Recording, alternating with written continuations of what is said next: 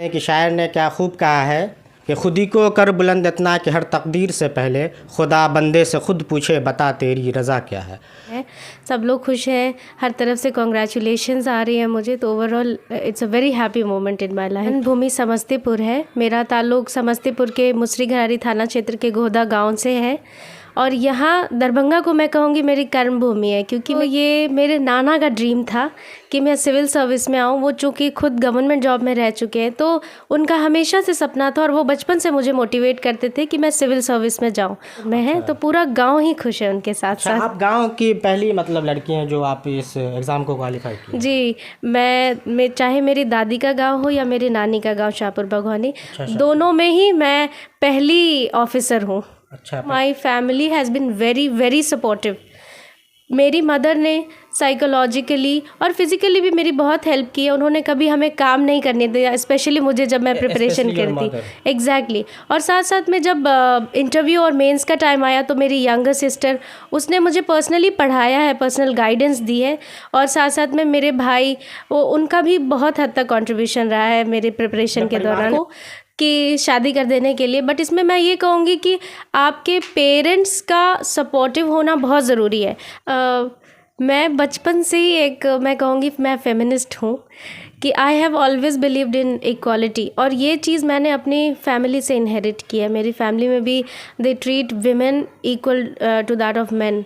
तो ये डिपेंड करता है कि समाज में किस तरह से इस चीज़ को लिया जा रहा है। मेरी पूरी प्रिपरेशन सेल्फ स्टडी बेस्ड ही रही है। मैंने कहीं भी कोचिंग नहीं किया है, मैं किसी कोचिंग संस्थान से नहीं जुड़ी रही हूँ। अब टेक्नोलॉजी है, टेक्नोलॉजी के ज़माने में everything is in your phone, everything is in your hand by just कहीं ना कहीं आपने इंटरनेट का पूरा फ़ायदा उठाया। बिल्कुल। वहाँ आदाब, मेरा नाम है महताब, आप देख रहे हैं मिथिला डाइजेस्ट 24।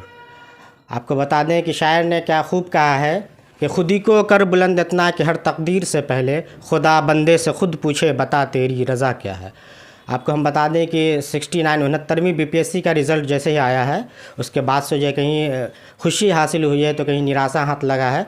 आज जो लेकिन हम बैठे हुए हैं जहाँ हमारे साथ मिथिला की बेटी हैं, यहाँ खुशी का पल है। इनसे हम बातचीत करेंगे कि ये पूरे जर्नी में जो है इनको किनका साथ रहा है और इस पूरी कामयाबी में जो है ये जो है अपना श्रेय इनको देना चाहती हैं। सबसे पहले तो आपका बहुत बहुत हमारे इस चैनल में वेलकम है। थैंक यू सो मच और आपको मुबारकबाद। हम सबसे पहला सवाल आपसे ये करेंगे कि ये जो आपका रिज़ल्ट आया है, सबसे पहले घर का माहौल क्या है और आप कितनी खुश हैं? सबसे पहले तो मैं ये कहूँगी कि मेरे लिए, मेरे पूरे परिवार के लिए, इनफैक्ट मेरे पूरे गांव के लिए एक बहुत खुशी का मंज़र है।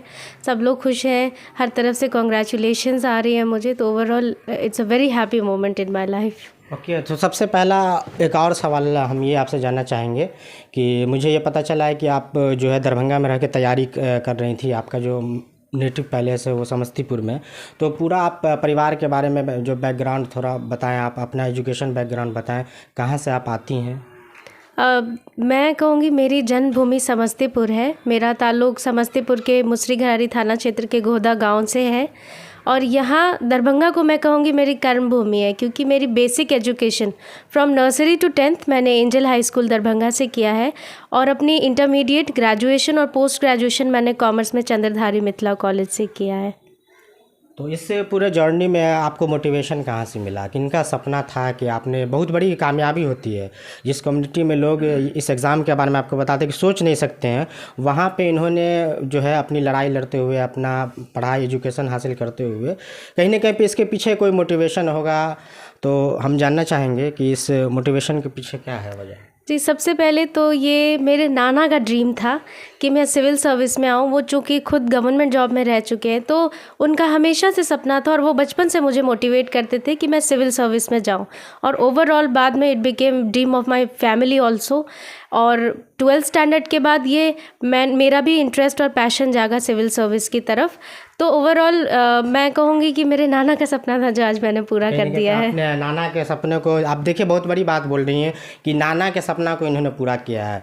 तो आप ये बता सकते हैं कि नाना आपके अभी हयात से हैं क्या? जी बिल्कुल, और वो बहुत बेहद बहुत खुशी की बहुत बात है खुश कि हैं हम काफ़ी मेरे खुश रिजल्ट होंगे को आपको। देख के। जी तो बिल्कुल मिठाई खिलाई कि नहीं? बिल्कुल, वो तो बहुत एक्साइटेड थे कि वो यहाँ आए। Unfortunately he is not able to walk, but वो और मेरा कहाँ पूरा है आपका गांव, वो समस्तीपुर में है, तो पूरा गांव ही खुश है उनके साथ अच्छा, साथ। आप गांव की पहली मतलब लड़की हैं जो आप इस एग्ज़ाम को क्वालिफाई की हैं। जी, मैं चाहे मेरी दादी का गांव हो या मेरी नानी का गांव शाहपुर भगवानी, दोनों में ही मैं पहली ऑफिसर हूँ। अच्छा, पहली ऑफिशियल। जी बिल्कुल। तो मोटिवेशन कहाँ से मिला? आपने कहा कि नाना का सपना था ज़रूर, लेकिन मोटिवेशन के पीछे जो पूरा मंजरनामा पीछे का है उसको लेके क्या? जी ये मेरे लिए एक बिल्कुल रोलर कोस्टर राइड जैसा रहा है, क्योंकि अपने आप को पहचानते हुए सबसे पहले तो I wanted to become a doctor, उसके बाद I wanted to become a chartered accountant. But जैसे जैसे कॉलेज में मैं एनएसएस की मेंबर बनी, आई केम टू रियलाइज़ कि what are the shortcomings of society में अभी क्या कमी है, कैसे दूर किया जा सकता है। उसके लिए you need power and authority, जिसके लिए आपको एडमिनिस्ट्रेशन में आना ज़रूरी है। तो जैसे जैसे ऑफिसर्स के साथ इंटरेक्शन बढ़ा, ऑफिसर्स के पावर, प्रेस्टीज, अथॉरिटी के बारे में पता चला, तो मेरा इंटरेस्ट काफ़ी जागा 12th स्टैंडर्ड के बाद में। और उसके बाद से मैंने ठान लिया था कि मुझे सिविल सर्विस में आना है। Situationally you change your plan. Exactly. और हम ये जानना चाहेंगे आपसे कि ये जो सिविल सेवा की तैयारी होती है इसमें जो टाइम मैनेजमेंट की अहमियत बहुत ज़्यादा होती है, तो टाइम मैनेजमेंट आपका क्या था? घर के लोगों का किस तरह से कॉपरेशन था इसमें, इसके बारे में थोड़ा सा। मैं ये कहूँगी कि जब आप प्रिलिमिनरी की प्रिपरेशन करते हैं तो ये एग्ज़ाम ऐसा है कि प्रीलिम्स के बाद सिर्फ 3 महीने होते हैं मेंस के लिए। तो मेरी स्ट्रैटेजी ये रही है कि प्रिलिमिनरी की प्रिपरेशन के साथ साथ ही मैंने मेंस की भी प्रिपरेशन कर ली थी ऑलमोस्ट। और साथ साथ में क्योंकि जब मेंस का टाइम आता है तो आप प्रैक्टिस ज़्यादा करते हैं और पढ़ते कम है, तो प्रीलिम्स से पहले ही मैंने पढ़ाई कर ली। शेड्यूल की अगर बात करें तो मैं एक अर्ली राइजर पर्सन हूँ, तो मैं सुबह 5 या 6 बजे उठ जाती थी और एक शिफ्ट मेरी उस टाइम पे पढ़ाई हो जाती थी। उसके बाद फिर आफ्टर ब्रेकफास्ट पढ़ाई होती थी और फिर इवनिंग से मेरी पढ़ाई शुरू हो जाती थी। और इसमें फैमिली के कंट्रीब्यूशन की अगर बात करूँ तो my family has been very very supportive. मेरी मदर ने साइकोलॉजिकली और फिज़िकली भी मेरी बहुत हेल्प की है। उन्होंने कभी हमें काम नहीं करने दिया, स्पेशली मुझे जब मैं प्रिपरेशन कर रही थी। एग्जैक्टली। और साथ साथ में जब इंटरव्यू और मेंस का टाइम आया तो मेरी यंगर सिस्टर, उसने मुझे पर्सनली पढ़ाया है, पर्सनल गाइडेंस दी है। और साथ साथ में मेरे भाई, वो उनका भी बहुत हद तक कंट्रीब्यूशन रहा है मेरे प्रिपरेशन के दौरान। तमाम लोगों का कंट्रीब्यूशन रहा है आपकी इस कामयाबी में, मतलब सबको आप श्रेय देना चाहेंगे। खासकर जो अपनी माँ है, आपकी माँ जो है। एक सवाल ये है कि हमारे कम्युनिटी में, आप जिस कम्युनिटी से आते हैं उस कम्युनिटी की अगर बात की जाए तो वहाँ पे जो लड़कियों को 12th के बाद ही उनके लिए जो रिश्ता तलाशा जाता है, वो इस तरह की धारणा होती है, उनको आगे मतलब इस तरह का एग्ज़ाम के बारे में सोच नहीं पाती हैं। उनको क्या मैसेज देना चाहेंगे आप? जी, इसको बिल्कुल भी डिनाई नहीं कर सकते कि ऐसा होता नहीं है। ये मेरे साथ भी हुआ है, बिकॉज आफ्टर ग्रेजुएशन मेरे आसपास के लोग या मेरे relatives they started pressurising my parents, specially मेरे पेरेंट्स को, कि शादी कर देने के लिए। बट इसमें मैं ये कहूँगी कि आपके पेरेंट्स का सपोर्टिव होना बहुत ज़रूरी है।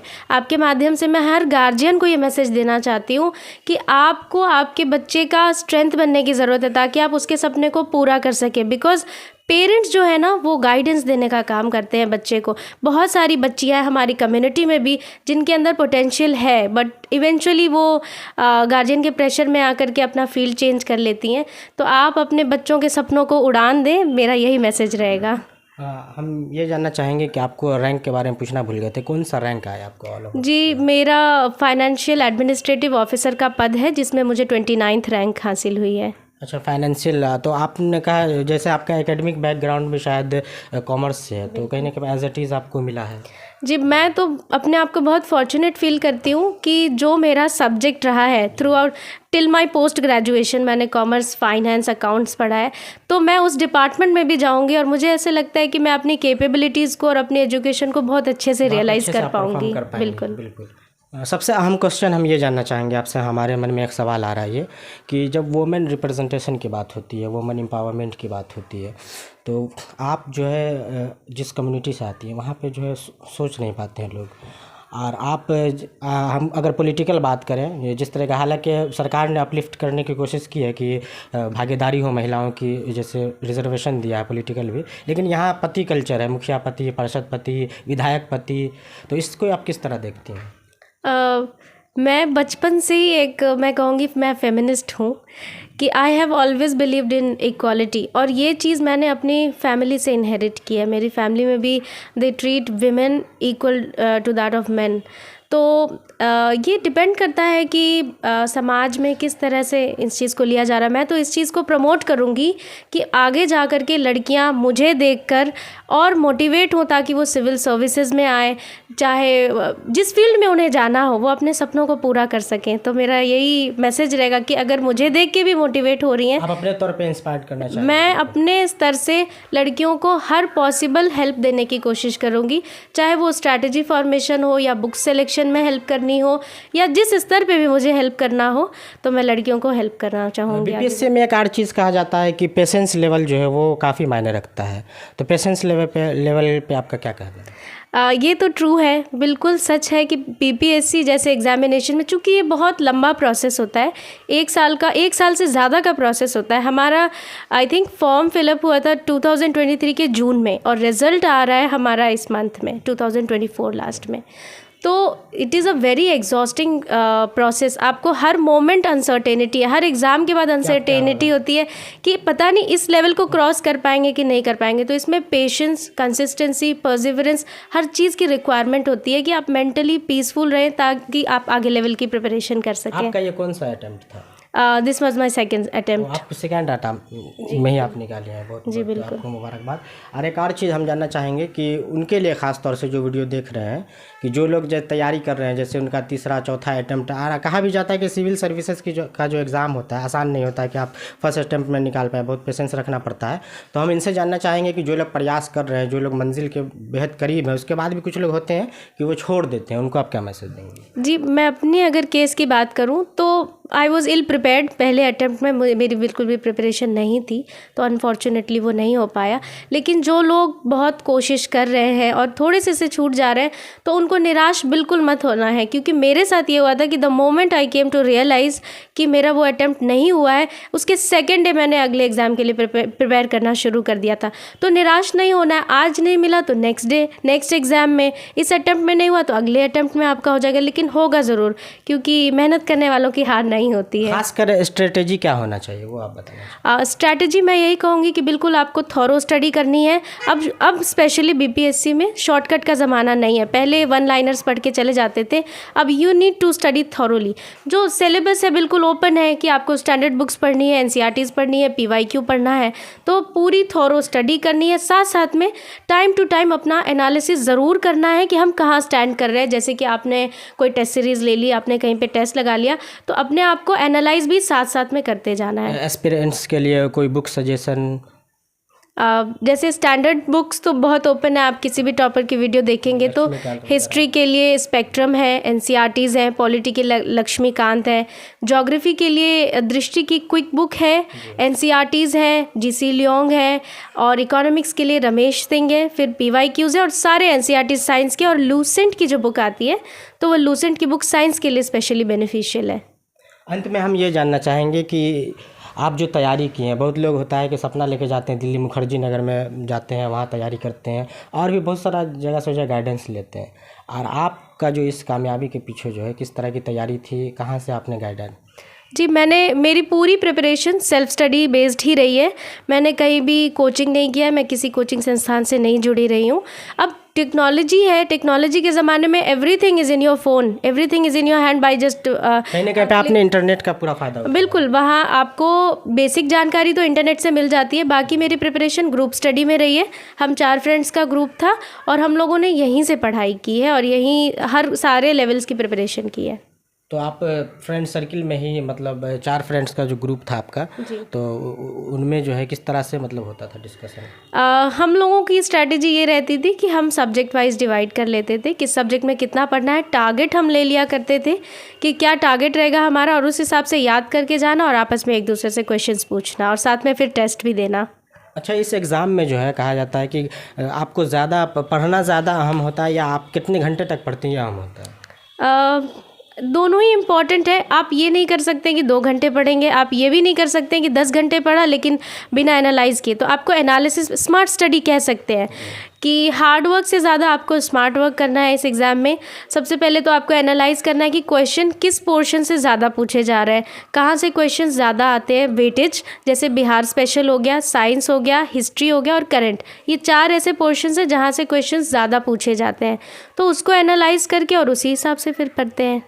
अंत में क्या बोलेंगे अपने कम्युनिटी के लोगों को और जो लोग देख रहे हैं इस वीडियो को और जो लोग तैयारी करने वाला तमाम, मतलब ये अंतिम हमारा सवाल है, आखिरी सवाल, क्या बोलना चाहेंगे?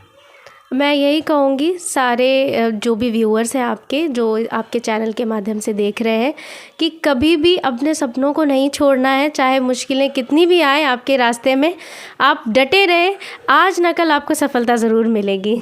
बेहद शुक्रिया। हमारे साथ बातचीत कर रही थी आशना ज़िया बात कर रही थी। आपको बता दें कि दरभंगा में रह के इन्होंने तैयारी पूरी की और अपना सेल्फ स्टडी के बेस पे जो इन्होंने कामयाबी, जो मुकाम हासिल करना चाहता है इंसान, उस मुकाम को इन्होंने हासिल किया। बेहद खुश हैं। अच्छा लगे तो आप फॉलो, सब्सक्राइब, शेयर ज़रूर कीजिए। बिल्कुल जो है ये जो है इंस्पायर करने के काबिल हैं आप, इंस्पिरेशन है आपके लिए। इनका वीडियो देखिए और शेयर, लाइक, सब्सक्राइब ज़रूर कीजिए। बहुत बहुत शुक्रिया, बहुत बहुत धन्यवाद।